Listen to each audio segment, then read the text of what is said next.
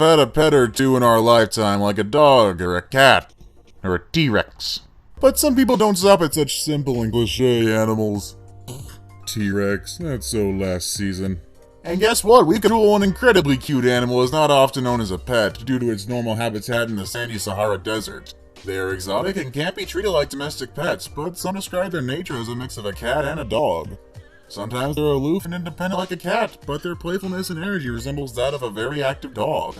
Some fennec fox owners say that neutered males are calmer than females and tend to cuddle more. They are incredibly time-consuming as pets because of how much playtime and social interaction they need to make up for not being in the wild. YouTuber and animal expert Animalist says that these animals actually make terrible pets because captivity tends to stress them out. Fennec foxes are also nocturnal, so you may want to adjust your sleeping schedule if you're thinking about taking one of these furballs home. Still though, being able to have this guy running around your house might be worth it. You know, until the night terrors of fennec fox jumping on you. Normal dairy goats, these animals are small in size and very friendly. The word pygmy quite literally means smaller than normal. They're originally from West Africa, but they are now bred all over the world. Regular-sized goats are often kept for their milk and, of course, their meat, but these little guys are just kept for amusement and companionship. An adult pygmy goat only weighs about 75 pounds, much like a large dog. Despite their size, they're actually quite muscular and hardy and love to play rough with other pygmy goats. They can adapt to almost any climate as well, but they'll need a small barn or fenced-in area to live in, and some kind of ceiling or overhead protection because they hate the rain. They can even be trained to come when they are called. Who would have known these little buddies could replace a dog? Or a T-Rex? Yeah, I see you over there. Go back to your corner. President John Quincy Adams was gifted an alligator by his good friend French General Marquis de Lafayette in the 1800s.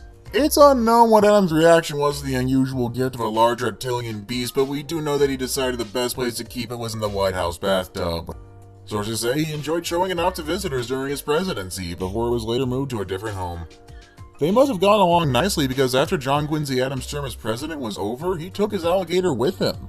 And this wasn't the only instance a gator made its way onto White House grounds. President Herbert Hoover's younger son, Alan, actually had 2 pet alligators that occasionally came to visit the White House. Going even further down this hole, a Florida woman went through a legal battle in 2016 trying to keep her pet alligator who wears clothes and reportedly follows her around like a dog. The gator had grown to over 6 feet long, meaning there were new legal requirements for housing the gator that needed to be met. The owner said that the gator, named Rambo, was like her second son, even sleeping in the same bed with her. Yeah, I'm gonna pass on that one. Ew. Oh god, keep it away from me, keep it away from me! If the name doesn't make it obvious, these pets are not for squeamish people. This species of scorpion is known to live between 6 and 8 years and are the largest kind of scorpion known to man. Despite their size though, emperor scorpions are docile, clean, and require very little maintenance. Owners must also keep them in a humid place, one that is damp but not wet, so the container won't mold.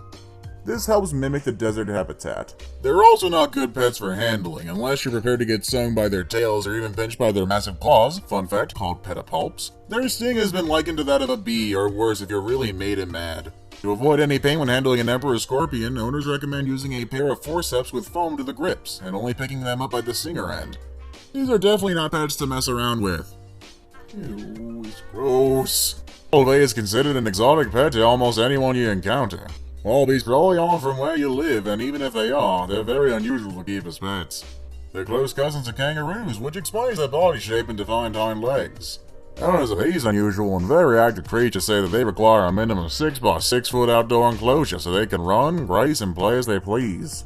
Okay, and done with the Australian accent. I'm so sorry if I offended the Australian viewers.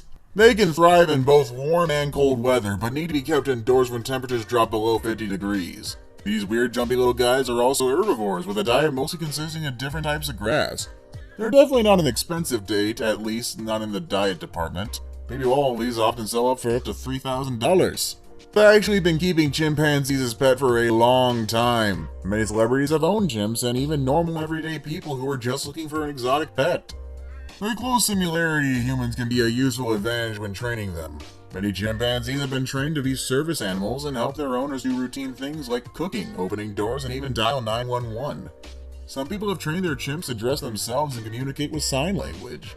They are remarkably intelligent, so they can learn a wide variety of skills with ease. But ownership of these animals isn't necessarily a breeze. Regular visits to the vet should be a top priority for chimp owners. Heart disease and diabetes are common diseases that can be contracted by chimpanzees. On top of that, their 32 teeth will need to be inspected regularly by a special dentist, and they aren't always friendly to humans. To be perfectly honest, this one's a little less unlikely than you would think. Having a pet snake isn't really uncommon in today's world, but boa constrictors are a special breed of snake that are actually now considered endangered. In the wild, these creatures are known to kill their prey by coiling around them and suffocating them to death. These are definitely not pets for beginner snake owners, especially since they can live up to be 30 years old. They're also known to reach 8 to 10 feet in length and weigh as much as 50 pounds when they're fully grown. Baby boa constrictors can live in a glass aquarium, but adults and larger breeds will need larger enclosures to roam around in. These can be purchased online, but those species are very powerful and may escape when given the chance, so it's important the container is tightly secured. Like most reptiles, they'll need a humid place to live and a diet of insects or small critters like mice. Baby boas only need to be fed every 4 to 5 days, and adults can last on just one meal for an entire month. Just make sure they don't eat you first. This breed has especially large jaws to swallow prey much larger than them. Any Hollywood horror films about these guys, you know they're not exactly friendly, making them unlikely pets. Owning a piranha means putting in some extra effort to make sure it doesn't decide your hand will be its next snack. These are also high-commitment pets, requiring lots of living space and having a lifespan of up to 20 years. Piranhas aren't strictly carnivores, but you might be able to guess from their sharp teeth and predatory nature that meat is their meal of choice.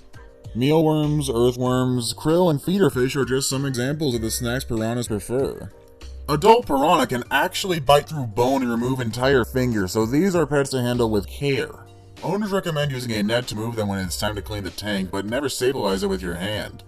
Instead, they say to use another net underneath it in case the fish bites through the first one. And if you're keeping a black piranha, make sure he's housed alone. They're not above eating other piranhas as well.